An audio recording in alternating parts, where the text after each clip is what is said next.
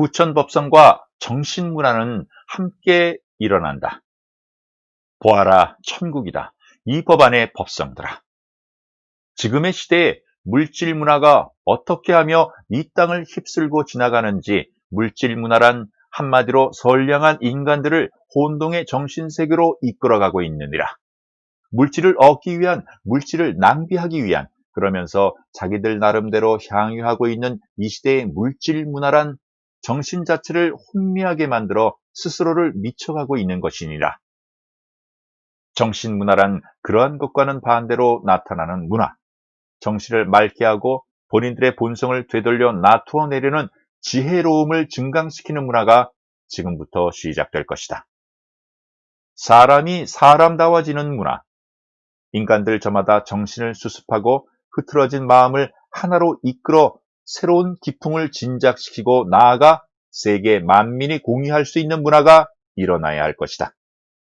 정신세계의 문화, 아름답고 우아하며 부미가 있는 문화가 일어나야만 현 시대의 정신이 미쳐가고 있는 물질 문화가 사라질 것이다. 정신적인 문화가 일어날 때 사람이 사람다워지고 이웃이 화목하고 국가가 질서를 잡고 세계 만민이 화평한 마음을 갖게 될 것이다.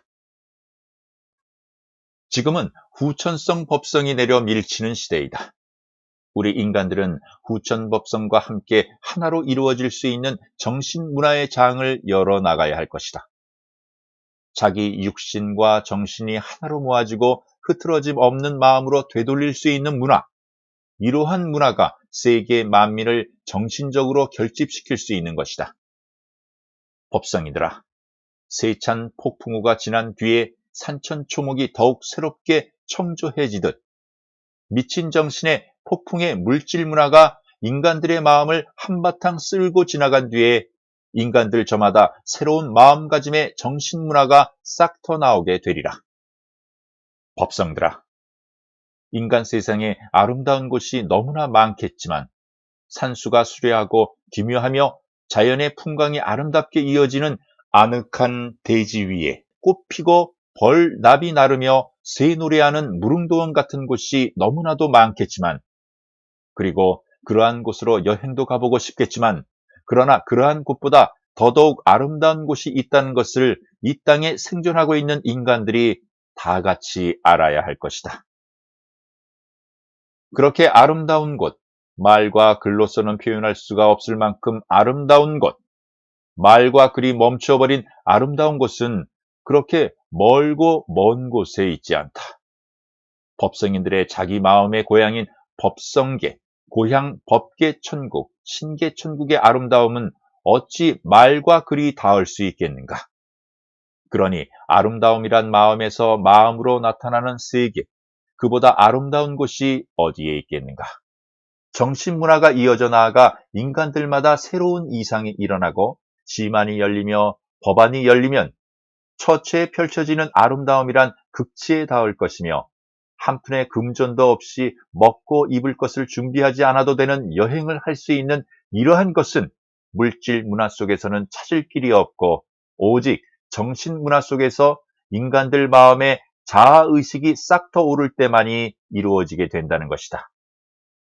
법성인들아, 옛말에 얼굴 잘난 것보다 몸 건강한 것이 낫고 얼굴과 몸 좋은 것보다 마음 잘난 것이 좋다는 말이 있듯이, 인간은 마음이 잘나야 일체가 잘나 보이며 더더욱 무량한 선한 마음, 후덕한 마음은 그 마음 가운데 아름답고 아름다운 세상이 존재하고 있는 것이다. 그러니 얼굴과 몸과 옷을 물질로서 아름답게 할 것이 아니라 정신세계의 직면에 들어가는 법성들의 마음이란 아름답고 아름다운 것이 아닐 수 없다. 이러한 법성인들 앞에는 물질 문화란 삿되고 사특하게만 와닿을 뿐 도대체 아름다움이라는 것은 없는 것이다. 정신문화, 그 가운데 존재하고 있는 인간들, 그리고 그들의 마음에 선량하고 후덕한 법비가 될 것이다. 이 법 안에서 이 법을 수행 수업하고 있는 법성인들아, 정신문화만이 만인들을 화합하고 화무하고 단결하여 너와 내가 둘이 아닌 하나의 인간으로서의 공동체 의식을 갖게 할 것이다. 여기에서 정신문화라 하니 이해가 선뜻 가지 않는 사람들에게 정신문화란 인간들이 하나로 기쁨과 즐거움을 만끽하는 그러한 문화, 즉 세계 축구대회는 문화라는 말로 표현하여도 될 것이다. 거기 광장에 모인 사람들이나 텔레비전을 보는 사람들이나 다 같이 한마음이 되고 남녀가 어디에 있으며 노소가 어디에 있었던가 웃고 울고 다 같이 소리 지르고 그러한 것이 정신문화라는 것이다. 옛사람들은 어떠한 일이 있어도 한 달에 한 번 정도는 휴식을 취하며 남녀노소가 다 같이 기쁨과 즐거움으로 육신에 쌓인 피로와 마음의 무거움을 던져버리고 새롭게 마음을 시작하는 명절이라는 정신문화의 마당에 있었다. 그런데 지금은 물질에 얽매여 정신문화의 마당은 잊어버리고 물질문화의 노예가 되어버렸다.